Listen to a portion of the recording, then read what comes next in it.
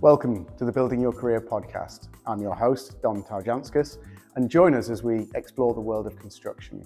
Each episode, we welcome a guest that shares career highlights and career advice, and hopefully inspires the next generation of construction professionals.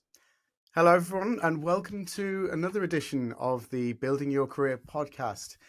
Today, I'm joined by Javad Khalil, who I'm very excited to have on as a guest. I know he's a multi-award winner, although he might be embarrassed for me to put that out there straight away. But someone that I was quite keen to get on the podcast and coming at it from a kind of a different angle. So without further ado, could you tell us a little bit more about the kind of company that you work for at the moment and your position within the business as well? Yeah, that's no problem. Hello, everyone. I am the founder and managing director of Consult North, who are a property and construction consultancy based in Newcastle. We work throughout the north of England, and we provide a cradle to the grave project management service and a cost management service. Company is fairly still in its infancy, only having formed a couple of years ago, but we work across a number of sectors, and we've had quite a good start to the company life. Good. And if you could kind of take us back to the early days then, what kind of inspired you to start a career in construction, and how did you get to where you are now in terms of being the owner of your own business? Yeah, it should be said from the outset that construction and the built environment in general is something that's always intrigued me, ever since I was a young boy. From as early as being in the car with my parents and driving past a construction site and seeing the progress on that particular journey every single time, and the buildings getting higher and the bricks are getting higher. That's always intrigued me. And I love to see that visual progress, if you will. And even further than that, just being out with my friends and going into the woods and building dens, if you like, that was kind of always something that we find ourselves doing.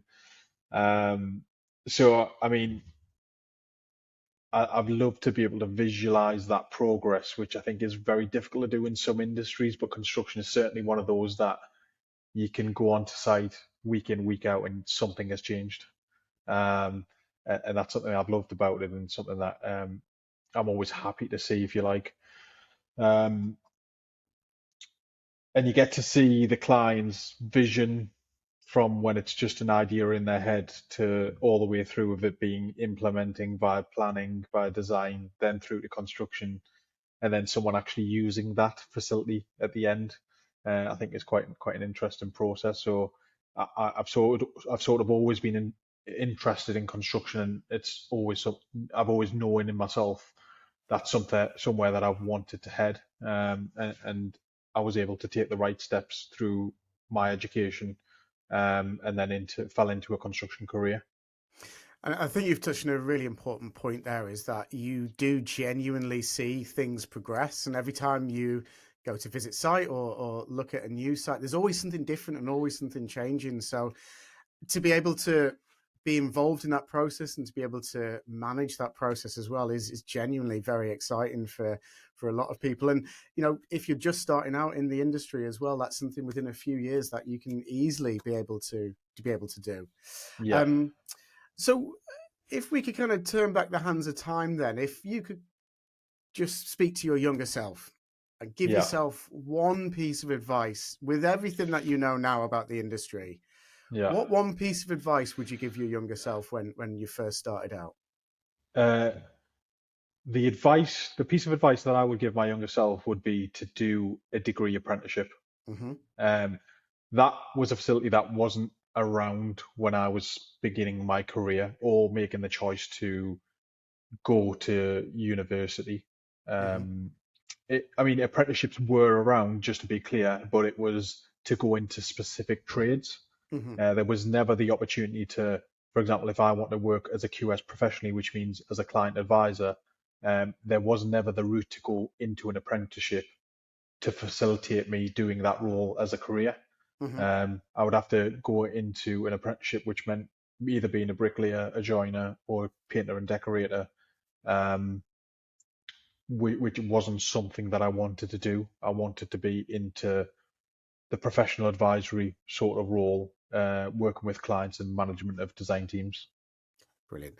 And could you tell us how you've kind of progressed your career from that early stage right up until where you are now, because that's something that a lot of our listeners would think that, you know, you would join a company and then you would stay with them for years and years and years, and you might not be able to get anywhere, or you might not be able to kind of set up your own business. So how did that kind of happen from the early stages to where you are now? Um, it's got to be hunger and drive. I think. I mean, talent is always good, but if you haven't got the work ethic behind you, I mean, hard work's going to beat talent every day of the week. So I think you've got to be eager, approaching things with openness, ask Hmm. questions, Hmm. wanting to know more. Yes, it's okay that we do this, but why do we do this? Um, and no question was a stupid question. I was happy to make myself look like a fool, if it will, in front of other people's eyes. But at the end of the day, I needed to know the ins and outs and the crux of why certain things were the way that they were. Um, so I think that was quite key, being eager, asking questions all the time, and broadening my knowledge of not just the QS role, but everything that was around it, which then in turn helped me facilitate doing a better role as a QS, because I then understood how all the components fit with each other, which way the cogs turn, why they turn. It helps you build that bigger picture, and you're able to do a better job in your own role. Definitely. And I think for a lot of our listeners as well, it is all about, kind of seeing that bigger picture, and maybe one day you might be the leader of a team as well. So what? Are you a job seeker, tired of endlessly scrolling through job boards with no success? Has your job search hit a dead end? Well, we're here to tell you there's another way. Here at Quest Personnel, we offer a variety of free resources to help job seekers just like you. Our team of expert recruiters is here to help you through every step of the job search process, from CV writing to interview techniques. But that's not all. We also offer exclusive access to workshops, networking events, and other job roles that you simply won't find anywhere else. So what are you waiting for? Get in touch now on our website, questpersonnel.co.uk. What kind of characteristics do you think make a good team leader, or make good senior leadership? So maybe some of our younger listeners or people just getting into the industry can start adopting or implementing some of these characteristics in for the future. Yeah, I mean, the key thing to remember is the human being is a very complex engine or system, however you want to frame that. And we all, as people, take myself and yourself, for example, we want potentially two completely different things. We work in the same industry, and that's not alien to have that in a team, where if you have two QSs, both of them will want eventually their career to look differently. Hmm. One might want to go on and be the management owner of a company. The next one might only want to be very good at technical service delivery, and that's all they're interested in. There's others that will want to sort of venture into business development, and they might even want to then specialize into the legal side of business, which means, yeah, started off as a core QS and then went on to be an arbitrator or that kind of thing, and become duly qualified so that they can do expert witness and all that sort of stuff. So I think the key theme and the underlying theme of what I'm trying to get to you is that everyone wants something different. And I think for senior leadership teams or people that are team leaders, it's understanding what makes that person tick. What is it? What is their drive? What is their why? And I think it's catering the experience and their career and what you can offer them as a role to that. And that's going to really make them thrive, because essentially you don't want someone fulfilling a role which isn't really giving them any oomph and they're not really interested in. That's not going to be getting the best out of someone. And I think being a team leader is getting the best out of someone and working That's to their strengths and experiences. that's brilliant advice, because there's a lot of people that have messaged us to say, okay, well, I'm working with a boss that I don't like, or they're not giving me lots of training and development, or not giving me the time of day. But not everyone out there is exactly the same thing. So if you find yourself in that situation, don't think, because what we're trying to do is bust a few myths as well. So don't think that everyone in the construction industry is exactly the same, where they don't want to give you the time of day, or Yeah. don't want to invest in your training and development. There are a lot better people out there who are better managers, who, as you say, will ask what the why is and cater to your needs and cater to that as well. Yeah. So I think that's a really valid and a very good point too. So leading on to our next question then, with regards to the different routes available, you touched on it previously before. So in order to get into the construction industry, from your perspective, what are the different routes available, both down the education route and maybe, kind of as a labourer or on the tools? What options are available to people who are just starting out, who want to get involved in the industry? Yeah, I mean, I'm speaking of this from a purely quantity surveying sort of background, Yep. which is quite a prominent function within a lot of subcontract companies, main contract companies, and then even client side. I've seen people turn from administrative assistants into the QS world and are now fully fledged QSs. So nothing is impossible to that say. And it's the same as if you're a bricklayer on site. At some point in your company, there is someone that is pricing jobs. That person might be an estimator, which is a variation of a QS. So you can always, if you're willing, speak to your management and say, it is, I'd quite like to do a couple of days in the office and get into that sort of role. And that's how we can approach it if you're a site-based operative. Yep. And it's simply the example that I've given about the administrative assistant. If you're working in an office where there is QSs, if you have that openness and the willingness and you're showing the drive that, yeah, I really wanted to do the technical side of the business, then you can get into the QS work that way. Obviously, the traditional route, if you like, is that you go through school, you get your GCSEs, you get your A levels, whether that be in sixth form or college, and then generally you go to university full time. You possibly do a sandwich degree where you do a year out, and then you'll go into full time employment on a graduate scheme as a graduate quantity surveyor. The new hybrid route, if you like, is the degree apprenticeship that I spoke about. There is where you come out of school and you're placed on a degree apprenticeship program. You work for 4 days a week, and for the other day you are placed into education, and then you set some extracurricular activities. But the benefit in that is you are gaining experience all the way through your educational career via that apprenticeship, because you're working 4 days a week, and you've got the added benefit of the reimbursement. So you are getting paid to do that as well. You're going to end up with no university fees that way as well, because it's being funded by the company that you work for. And at the end of it, you've got a fast track route to sitting your APC, which is your assessment for professional competence, which is vitally important in this climate as a quantity surveyor. I think that's a great point, and particularly with a lot of our listeners getting in touch to say they simply can't afford university degrees, or that's not something that they would be able to self-fund, that there are other options available for you, and it's just about getting that sponsorship with companies. And I think the most important thing is just to start reaching out to those companies. I think the other thing that should be said as well is don't just think everyone in the industry has gone through and did a QS degree from scratch and been there for 3 years. I mean, we are staring at a skills crisis in the face at this given moment in this industry. And a lot of the people that I've worked with in the past have come from degree backgrounds which are geography, history, or teaching, and they have simply done a master's degree, again, which has been funded by the company that we work for, and they've done a transfer over to a QS background. Okay, brilliant.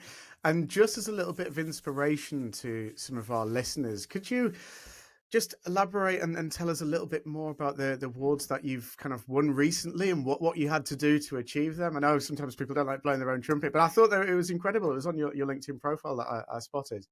Yeah, I've been nominated for a few awards and managed to take home the win on both occasions. And it's basically looks at your achievements and what you've been able to do. And I think that there's two key themes with mine. One is what I've been able to do with my career at a fairly young age, and how I've been able to grow the business, if you like. And the second is that my willingness to give back to the next younger generation. and being able to offer advice, whether that be through CV reviewing, interview tips, just sitting down and having a chat with them. I feel like this up and coming generation need nurtured a little bit just to completely understand. Because, I mean, rightly so, that there's so many attractive roles out there and sectors, and they can go off and be a YouTuber or a gamer, and construction might not be that attractive as it once was. But it definitely is interesting, and there's a lot to offer there.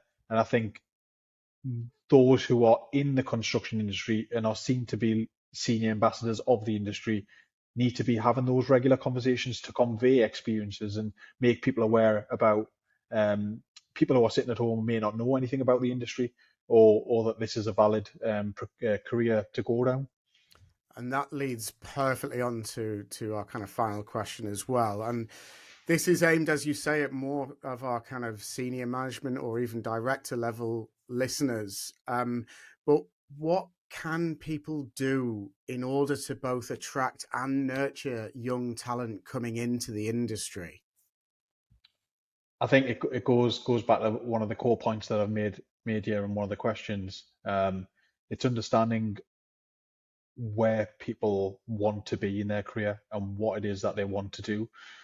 Across everything that we do in the industry at the minute, the skill shortage is there. And we shouldn't be holding people back. This is for those that are in the industry.